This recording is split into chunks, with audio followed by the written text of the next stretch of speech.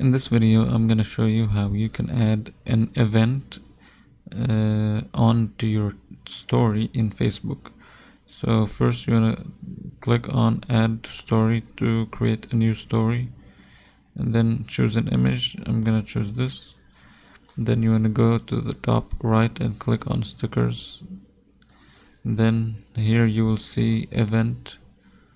You click on it and you will find many events. You could search for certain events if you want, and once you choose an event, you just click on it and there you go. So if you click on it, you'll notice there's many like shapes you could place it at, but I'll just keep it at white and then click share. And just wait a few moments. Okay, there you go. And this is basically how you add an event onto your story in Facebook.